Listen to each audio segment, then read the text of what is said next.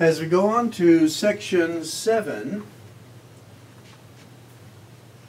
of chapter 2, we're dealing with further problem solving. Now, again, if you read the question out of the textbook, it gives you the full paragraph. I've simplified it. Here we have a young lady on a bicycle traveling an average speed of 18 miles per hour on level roads. So if it's sort of flat, she can average about 18 miles per hour. Now on hilly roads, changing gears, you're taking longer to go up those hills and all. She averages 10 miles per hour, hilly roads. And I should have put in there, the total distance she went was 98 miles. And what they're wondering about here is how long to take the trip. That's your question. They're looking for time. And another key aspect of this is the amount of time that she spent on the level roads and the hilly roads is the same. So the time she spent equals the time she spent on these two kinds of roads. So a lot of stuff going on. Now the textbook suggests that you make a little chart, which is probably a good idea. So we could have here hilly roads, or level, let's do level, and hilly. Now, her rate on the level roads was 18 miles per hour. On hilly roads was 10 miles per hour. And how about the time? Well, the time is the same. We don't know what it is, so we're using our unknown. So then we go to the formula that we're using here. Distance equals rate times time. Well, in a sense, this amount of distance is 18t. Rate times time is distance, and so is this. 10 times t. This is distance. So we know if we add these two distances, that should equal our total distance. And that's our equation. So it's going to be 18t plus 10t equals 98. So what do we do? Well, we combine like terms here and get 28t equals 98. And then we divide both sides by 28. And we get t equals 3.5. And what is that? Hours. So the question is, how long to take the trip? Well, and something I had forgotten that I thought I would do in the beginning here was I've added these points over here. Let's just review them at this time. This is the techniques for problem solving. Understand, could have made a diagram, we made a chart. Read the problem carefully a couple of times, picked out the key things. Then we translated it into algebra. We solved it, and now we have to interpret it. We have t equals 3.5 hours. Now, if you put 3.5 hours as an answer, that's wrong.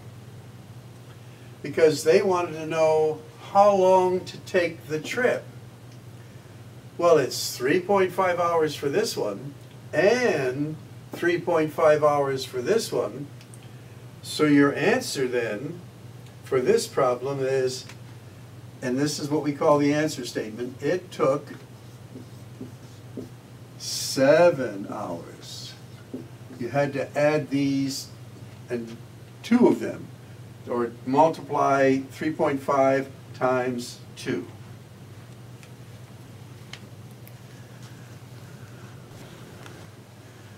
Now in the previous example, we made a chart as we try to understand the problem, but I've made in this one a diagram.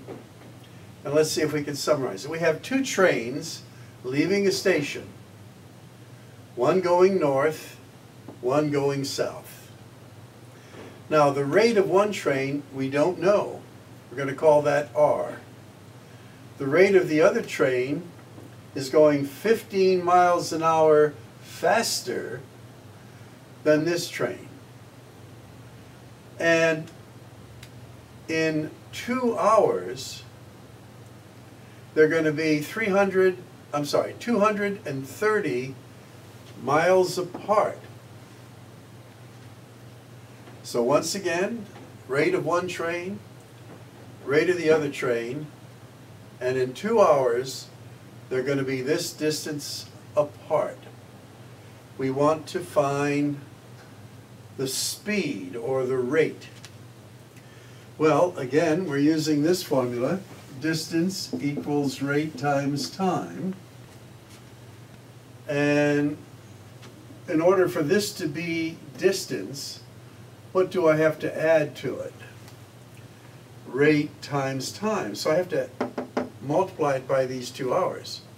So this is going to be 2R from this one, plus, and I have to include this as a sum, 2 times R plus 15, and this will equal the total distance. So we clear parentheses and later combine like terms.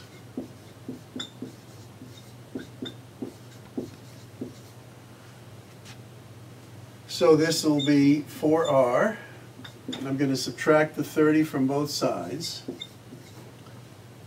And I get R equals, divide both sides by 4, 50.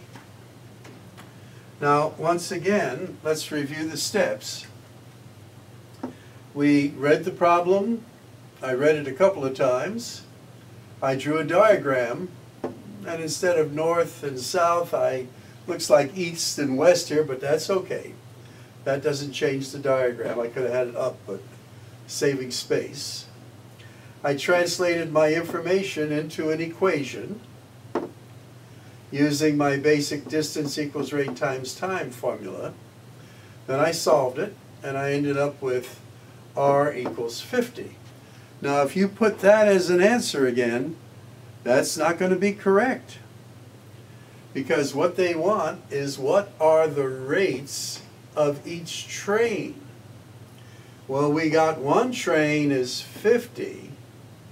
What will the other rate be? Well, 50 plus 15. So R plus 15 is going to be 65. So as you interpret your answer, you'll say the rate of one train is 50, the rate of the other train is 65. Now as you put this in the math lab, they often ask what was the slower train, what was the faster train, so you know where to put your information.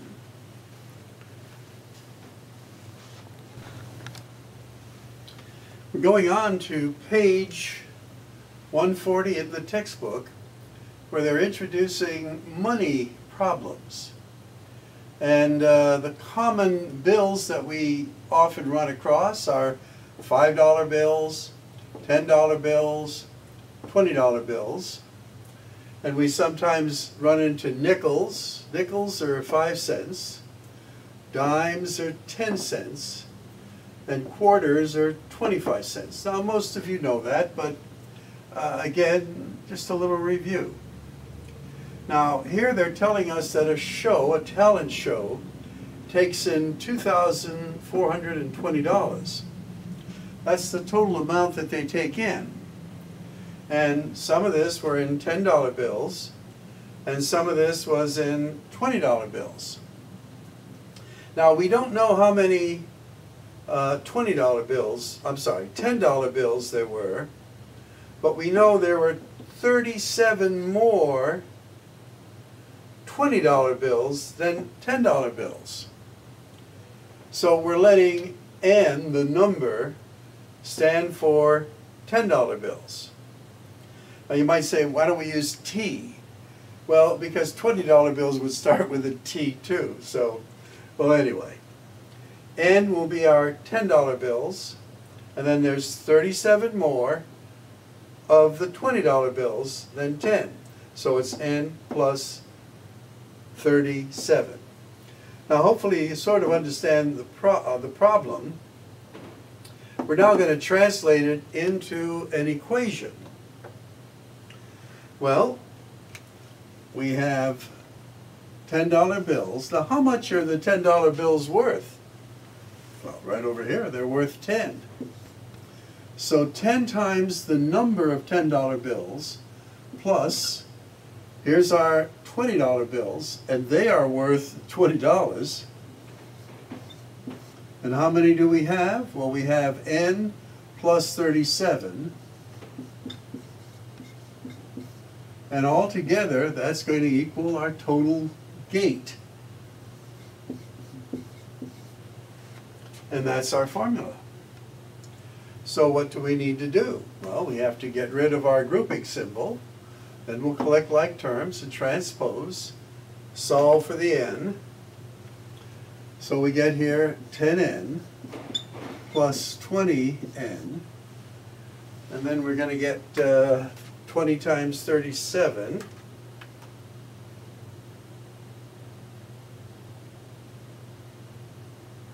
And that will give us 740.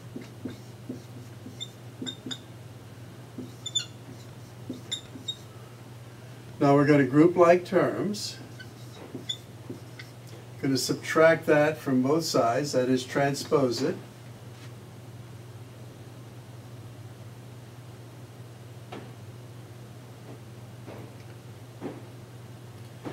And get 1680.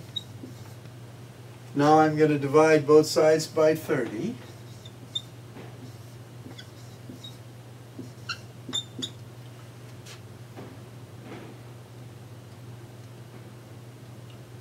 And I get 56. Again, if you put 56 as your answer, that's not your answer yet. Because they want to know how many tens you had. Well, you're going to have 56 tens. But now we have to add 37 to that.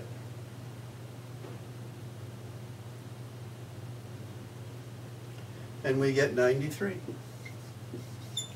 Now if you went 93 times 20 and 56 times 10, it should add up to your total. Now how did we find it? Well, again, we read the problem. We kind of laid out our information. We knew $10 bills. We didn't know how many we had. They're worth $10. $20 bills, we knew we had 37 more than our tens. They're worth $20, and we had to be sure to include that in a parenthesis as a sum. We distributed, we solved it. N was our number of tens. Then we had to add 37 to that to get our number of 20s.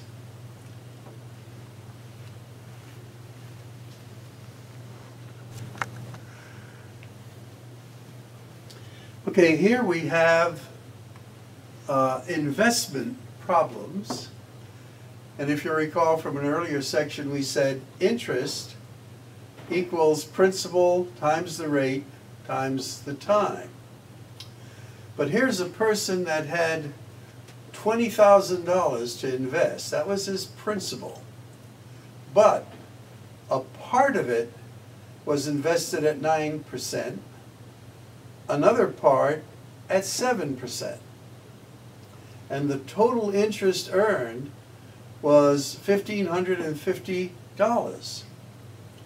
Now, how much was invested in each type? Oh, well, believe it or not, this is very much like the mixture problems we did in an earlier section. The key to it here is to divide the 20,000 into two parts. And we said a good technique was make a little box that stands for 20 parts. Well, part of that investment will be N, and then the other part will be 20,000 minus N. So again, we don't know how much is here, and we don't know how much is here, but this all adds up to 20,000, because if you add these two together, the N's cancel out, and that stands for 20,000. But this is where the marvel of algebra comes in. So, I'm going to say 9% of N, we don't know that amount, and then 7% of 20,000 minus N, that will equal our interest, which is 1550. Now, how about the time? Well, the time is 1 year, so that's 1. We can kind of forget about it. So what do we do here? Well, we said a good technique was to get rid of decimals. And I have to add 2 places here to get rid of them. So let me write this all out, and I will show you the steps. So, after getting rid of my decimals, this is 9N. Now 7 times 20,000 is 140,000. And 7 times the negative N is negative 7N. And then I just added 2 zeros, and I got this. Now, I collect like terms. 9N minus 7N is 2N. I subtracted this from both sides. I end up with 15,000. Divided by 2, I get 7,500. Now, an interesting thing, if you were following the textbook, they had reversed these. They had said that their N was 7%.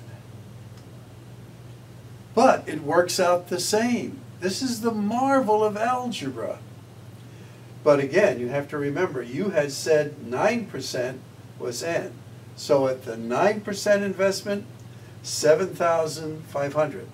Subtract that from 2,000, and that will give you 20,000, I should say. That will give you the 12,500 at 7%. So in your math lab, they're going to ask, well, what was the 7% amount? You put that. What was the 9% amount? You put that. And depending what you defined initially in your equation as N, we defined it as 9%. The other part we're saying is 7%. Okay, well, this winds us up. Again, read your textbook because there's lots of other stuff. This is just an outline of what we are doing and not meant to take the place of studying the textbook. Lots of good things there.